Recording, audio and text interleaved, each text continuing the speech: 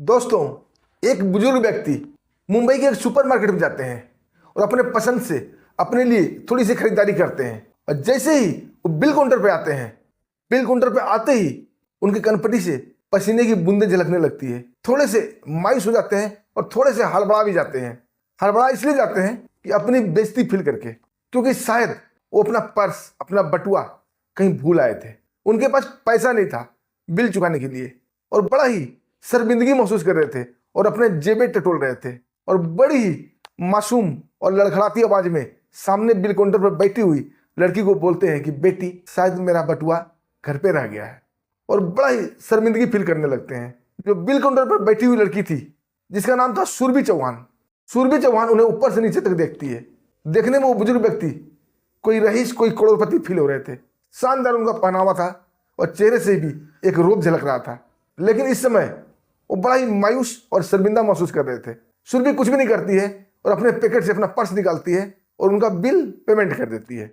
बोलती है, अंकल आप जाइए। और बुजुर्ग व्यक्ति अपने पैकेट से एक मुड़ा थोड़ा सा कागज निकालते हैं, उसमें कुछ लिखते हैं और वो सुरभि की तरफ बढ़ा देते हैं। सुरभि वो चिट को पढ़ती है। उसमें लिखा था कि बेटी, तुम्हारा भला हो, तुम्हारा ये पेमेंट मेरी बेटी लक्ष्मी सचदेवा तुम्हें वापस कर देगी। सुरभि मंद मंद मुस्कुराती है और चिट को वहीं नीचे फेंक देती है, क्योंकि उसने उस बुजुर्ग की मदद उन्हें पैसा वापस पाने के लिए नहीं किया था, वो तो एक इंसानियत के नाते कर दी थी। सुरभि का पार्टनर सुरभि के बगल में ही बैठा हुआ था, जिसका नाम था राघव मेहता। वो सुरभि को देखकर मंद मंद मुस्कुराता है और बोलता है, सुरभि तुम बड़ी भोली हो और आज के जमाने में और खासकर इस मुंबई में नहीं टिक पाओगी। यहाँ ऐसे लाखों केस होते हैं जो लोग भोले बन के दूसरों को लूट लेते हैं और ये तुम्हारे लिए अच्छा संकेत नहीं है। अब तुम्हारा पैसा तुम्हें वापस नहीं मिलेगा। सुरभि धीरे से मुस्कुराती है, बोलती, सर मैंने वापस लेने के लिए पेमेंट नहीं किया था। बुजुर्ग व्यक्ति थे, अपने आप को शर्मिंदा महसूस कर रहे थे, इसलिए मैंने पेमेंट कर दिया। कोई पेमेंट लाखों में है नहीं, वही मात्र 110 रुपये की बात थी। अब दोनों अपने अपने काम करने लगते हैं।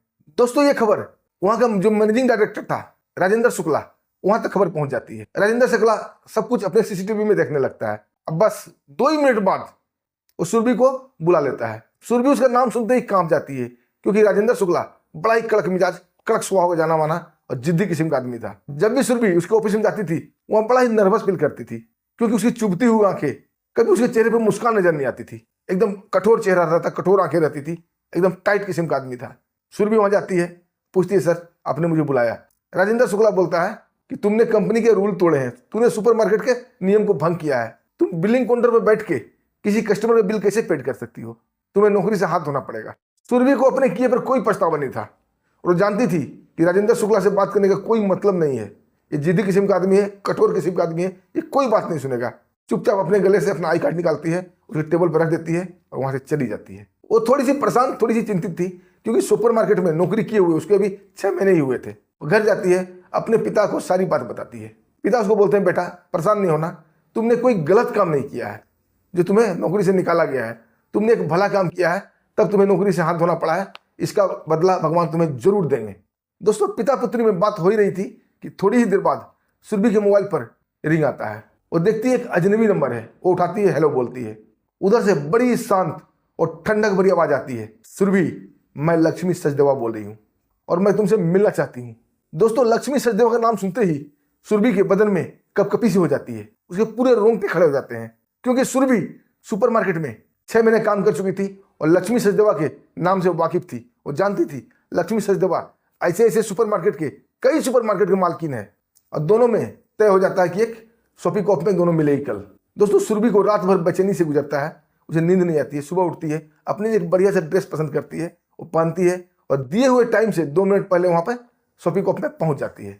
वहां पहले से ही लक्ष्मी सचदेवा एक कॉर्नर वाली सीट पर बैठी हुई थी। सुरभि को देखते ही वो पहचान जाती है। अब बोलती, सुरभि। सुरभि सिर हिलाती है और जाकर लक्ष्मी के सामने बैठ जाती है। सुरभि लक्ष्मी के सामने बैठी तो थी, लेकिन बड़ा ही असहज महसूस कर रही थी अपने आप को, क्योंकि एक नामा गामा हस्ती थी लक्ष्मी। सुरभि को अभी तक ये समझ नहीं आ रहा कि लक्ष्मी उसे क्यों मिलना चाहती थी। लक्ष्मी धीरे धीरे लेकिन ठंडक भरी आवाज में और शांत आवाज में बोलती है, सुरभि तुमने जिस आदमी कल बिल पेमेंट किया था वो मेरे पिता बलदेव सचदेवा थे। दोस्तों, ये बात सुनते ही सुरभि के पैरों तले जमीन खिसक जाती है, क्योंकि वो बलदेव सचदेवा को नहीं पहचानती थी, लेकिन नाम जरूर सुनी थी। बलदेव सचदेवा मुंबई के जानी मानी हस्ती थे। आगे लक्ष्मी बोलती है कि हमारे पिता को कुछ महीनों से भूलने की बीमारी हो गई है। कभी कभी अपने घर का एड्रेस भूल जाते हैं, कभी कभी अपने लोगों को भी भूल जाते हैं, कभी कभी कहीं भी निकल जाते हैं। और वो इस क्रम में वहां गए थे और अपना बटुआ भूल गए थे। लेकिन एक बड़ा आश्चर्य वाली बात है कि वो तुम्हें नहीं भूले। जब से वो आए हैं तब से तुम्हारे बारे में ही बात किए जा रहे हैं, तुम्हारे बारे में ही बड़बड़ा रहे हैं। और उन्होंने मुझे आदेश दिया है कि तुम्हारा ख्याल रखने का। मैं सुपरमार्केट गई थी, वहां पता चला कि वहां का जो मैनेजिंग डायरेक्टर था राजेंद्र शुक्ला, वो तुम्हें नौकरी से निकाल दिया है। मैंने पूरा सीसीटीवी फुटेज वहां चेक किया, सब कुछ देखा, सब कुछ पाया। तुम एक बहुत अच्छी लड़की हो, बहुत हेल्पफुल लड़की हो। अब वक्त आ गया है इसका परिणाम तुम्हें मिले। और दोस्तों वहीं से वो अपनी गाड़ी में सुरभि को बैठाती है और लेकर चला जाती है सीधे सुपरमार्केट, जहां से कल सुरभि को निकाला गया था। दोस्तों वो कस्टमर के तौर पर नहीं गई थी, न वो बिलिंग काउंटर के तौर पर गई थी। अब वो लक्ष्मी सचदेवा के साथ गई थी। दोस्तों जैसे ही सुपरमार्केट के सारे स्टाफ सुरभि को देखते हैं, बड़ा ही आश्चर्य भरी निगाह से देखते हैं, क्योंकि उसके साथ लक्ष्मी सचदेवा थी। और लक्ष्मी सचदेवा एक स्टाफ को बोलती है कि थोड़ी देर के लिए सुपरमार्केट क्लोज करो और सारे स्टाफ मेरे साथ मैनेजिंग डायरेक्टर के चैम्बर में आ जाओ। दोस्तों ये आदेश मिलते ही वहां पर गहमा गहमी मच जाती है। सुपरमार्केट को 5 मिनट के लिए क्लोज कर दिया जाता है और सारे स्टाफ मैनेजिंग डायरेक्टर के केबिन में आ जाते हैं।